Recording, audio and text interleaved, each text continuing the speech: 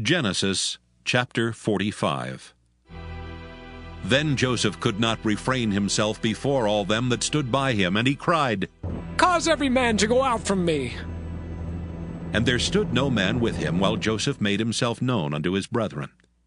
And he wept aloud, and the Egyptians in the house of Pharaoh heard. And Joseph said unto his brethren, "I am Joseph. Doth my father yet live?" And his brethren could not answer him, for they were troubled at his presence. And Joseph said unto his brethren, "Come near to me, I pray you." And they came near, and he said, "I am Joseph, your brother, whom ye sold into Egypt. Now therefore be not grieved nor angry with yourselves that ye sold me hither. For God did send me before you to preserve life. For these 2 years hath the famine been in the land, and yet there are 5 years, in the which there shall neither be earing nor harvest. And God sent me before you to preserve you a posterity in the earth, and to save your lives by a great deliverance. So now it was not you that sent me hither, but God. And he hath made me a father to Pharaoh, and lord of all his house, and a ruler throughout all the land of Egypt. Haste ye, and go up to my father, and say unto him, Thus saith thy son Joseph, God hath made me lord of all Egypt. Come down unto me, tarry not. And thou shalt dwell in the land of Goshen, and thou shalt be near unto me, thou and thy children, and thy children's children, and thy flocks, and thy herds, and all that thou hast. And there will I nourish thee, for yet there are 5 years of famine, lest thou and thy household and all that thou hast come to poverty. And behold, your eyes see, and the eyes of my brother Benjamin, that it is my mouth that speaketh unto you. And ye shall tell my father of all my glory in Egypt, and of all that ye have seen, and ye shall haste and bring down my father hither. And he fell upon his brother Benjamin's neck and wept, and Benjamin wept upon his neck. Moreover, he kissed all his brethren and wept upon them, and after that his brethren talked with him. And the fame thereof was heard in Pharaoh's house, saying, Joseph's brethren are come. And it pleased Pharaoh well and his servants. And Pharaoh said unto Joseph, Say unto thy brethren, This do ye, Lade your beasts and go, get you unto the land of Canaan, and take your father and your households, and come unto me, and I will give you the good of the land of Egypt, and ye shall eat the fat of the land. Now thou art commanded, this do ye. Take you wagons out of the land of Egypt for your little ones, and for your wives, and bring your father, and come. Also regard not your stuff, for the good of all the land of Egypt is yours. And the children of Israel did so. And Joseph gave them wagons according to the commandment of Pharaoh, and gave them provision for the way. To all of them he gave each man changes of raiment. But to Benjamin he gave 300 pieces of silver, and 5 changes of raiment. And to his father he sent after this manner: 10 asses laden with the good things of Egypt, and 10 she-asses laden with corn and bread and meat for his father by the way. So he sent his brethren away, and they departed. And he said unto them, See that ye fall not out by the way. And they went up out of Egypt, and came into the land of Canaan unto Jacob their father, and told him, saying, Joseph is yet alive, and he is governor over all the land of Egypt. And Jacob's heart fainted, for he believed them not. And they told him all the words of Joseph which he had said unto them. And when he saw the wagons which Joseph had sent to carry him, the spirit of Jacob their father revived. And Israel said, It is enough. Joseph my son is yet alive. I will go and see him before I die.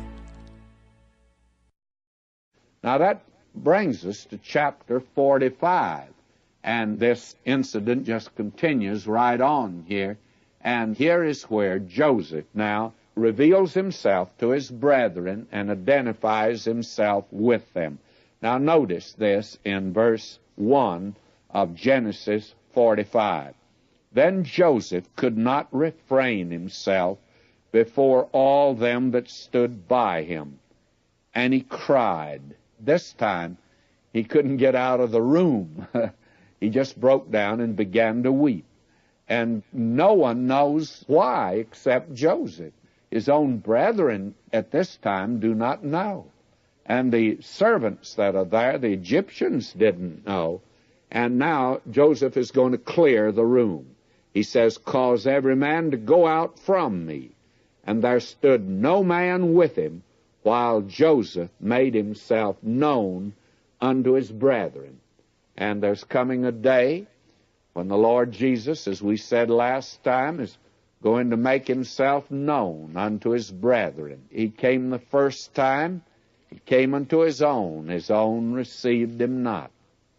And they delivered him to be crucified. But the day is coming when he comes the second time. He'll make himself known unto them. And one shall say unto him, what are these wounds in thine hands? Then he shall answer, those which I was wounded in the house of my friends. Make himself known in that day to his brethren. In that day, why, there'll be open, we're told, a fountain for cleansing in Jerusalem. That is a family affair. And that is the time that he makes himself known to them, the Lord Jesus. What a picture this is. Now, after the others got out, poor Joseph, he's just so charged with emotion here. I'm sure you can visualize the pent-up emotion of Joseph at this point. And we're told here, he wept aloud, and the Egyptians in the house of Pharaoh heard. They couldn't understand what had happened over at Joseph's palace. He couldn't conceal his feelings. Now will you notice the reaction of his brothers? And Joseph said unto his brethren, I'm Joseph. Doth my father yet live? And his brethren could not answer him, for they were, the word trouble that we have in our translation is really not strong enough, for they were terrified at his presence.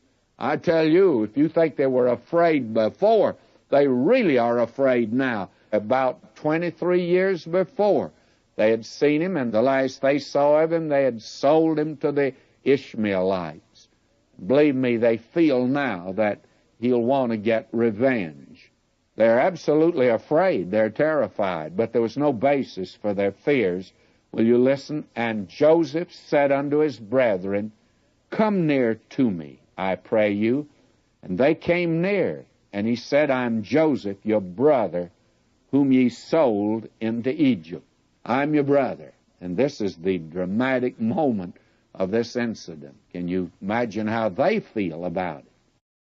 Now, notice the reaction of Joseph here. He's not angry, and he doesn't seek revenge. Why doesn't he do that? A normal human reaction would be, well, I'll take care of you, brethren, now for what you did to me. Listen to him. Now therefore be not grieved, nor angry with yourselves, that ye sold me hither. For God did send me before you to preserve life.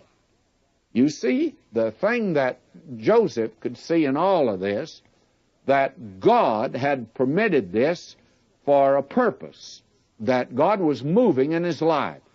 If you and I could see the hand of God in our lives, actually, would we become angry and seek revenge?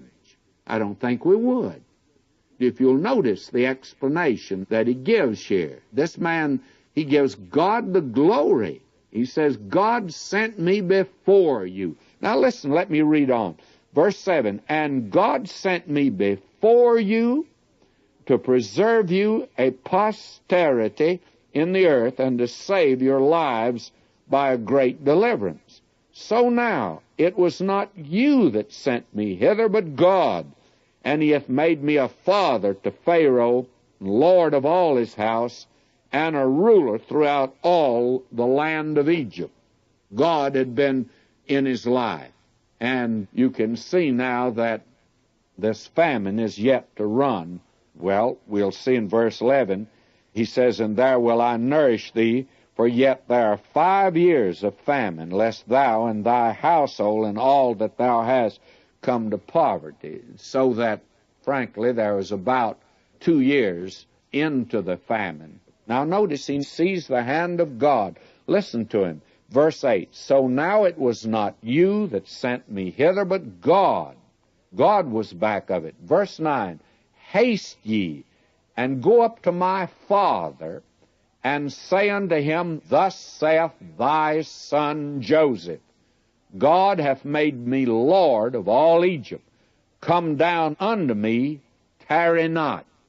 And so he sends up word for his father to come down. We'll read on. "And thou shalt dwell in the land of Goshen, and thou shalt be near unto me, thou and thy children, and thy children's children, and thy flocks, and thy herds, and all that thou hast. And there will I nourish thee, for yet there are 5 years of famine, lest thou and thy household, and all that thou hast come to poverty." In other words, actually Jacob and his family could not have survived had they stayed up in the land of Palestine at this particular time. They would have perished. And so Joseph wants to bring them down to the land of Goshen, which is actually the best part of that land. And it was in that land that God was going to make them a nation, sheltered from the rest of the world, out of the land of Canaan. It's in this place. And the life of the family reveals they needed to get out of the land of Canaan. Now, verse 12, he says, "And behold, your eyes see, and the eyes of my brother Benjamin, that it's my mouth that speaketh unto you." I think that they stood there absolutely spellbound and were down on their faces and up again and just had absolutely nothing to say as they listened to Joseph speaking words that absolutely seemed unbelievable and would have been had he not been right there before them. Now will you notice as we read on here, "And ye shall tell my father of all my glory in Egypt, and of all that ye've seen, and ye shall haste and bring down my father hither. And he fell upon his brother Benjamin's neck and wept, and Benjamin wept upon his neck." This is a tender scene. These two brothers, full brothers, both marvelous men, Joseph and Benjamin. And moreover, he kissed all of his brethren and wept upon them. And after that, his brethren talked with him. Don't you see that they absolutely were puzzled. They were stunned. They didn't know what to say. Now they begin to recover their senses, and they have quite a talk. And so this thing now is spreading abroad. We read here, "And the fame thereof was heard in Pharaoh's house, saying, Joseph's brethren are come, and it pleased Pharaoh well and his servants." You see, what had happened was that all this noise, this carrying on, that it caused everybody to hear, and Pharaoh wanted to know what was going on. One of the servants from Joseph's house came by, and Pharaoh said to him, "What's going on over there?" He said, "Well, do you know those 11 men that came down from the land of Canaan? They are his brethren." Well, it delighted Pharaoh, and why would it delight him? Well, he was of the same racial strain that Joseph and his brethren were. You see, the Hyksos kings were on the throne now, and they had come from out in the desert, and they probably hadn't been able to trust the Egyptians too much, and so Pharaoh was delighted to have somebody that he could trust. Now he's delighted that there are going to be some more. And so Pharaoh said to Joseph, "Say unto thy brethren, this do ye, lade your beasts, and go, get you into the land of Canaan. Take your father, your households, and come unto me, and I'll give ye the good of the land of Egypt, and ye shall eat the fat of the land. Now thou art commanded, this do ye. Take you wagons out of the land of Egypt for your little ones, And note that word wagons, because they say the wheel is quite an invention, you know. And these men from the land of Canaan were not using the wagons yet. But the Egyptians were well advanced. And he says, now take your wagons up there and bring your father and come. Also regard not your stuff, for the good of all the land of Egypt is yours. Don't need to bring anything extra. You will have it down here. We'll furnish it to you. Children of Israel did so, and Joseph gave them wagons according to the commandment of Pharaoh, and gave them provision for the way. To all of them he gave each man changes of raiment, but to Benjamin he gave 300 pieces of silver, 5 changes of raiment. To his father he sent after this manner 10 asses laden with the good things of Egypt, and 10 she-asses laden with corn and bread and meat for his father by the way. So he sent his brethren away, and they departed. And he said unto them, see that ye fall not out by the way. And they went up out of the land of Egypt, and came unto the land of Canaan, unto Jacob their father. They told him, saying, Joseph is yet alive. He is governor over the land of Egypt. And Jacob's heart fainted. He just couldn't believe this was true. And they told him all the words of Joseph, which he'd said unto them. And when he saw the wagons which Joseph had sent to carry him, the spirit of Jacob their father revived. This was a thrilling moment for him. And Israel said, it's enough. Joseph, my son, is yet alive. I'll go and see him before I die. But the prospect of seeing Joseph certainly influenced Jacob to make the decision to go down to Egypt. But do you think that he intended to remain in Egypt? I don't think so. I think he intended to pay a brief visit to his son, then return back home as soon as the famine was over. But he never returned except for the burial, his own. He came back for his own funeral, for he died in the land of Egypt. And his whole family was moved down there. This is a tremendous story, and we'll follow it on. The hand of God is now very evident in the life of Joseph.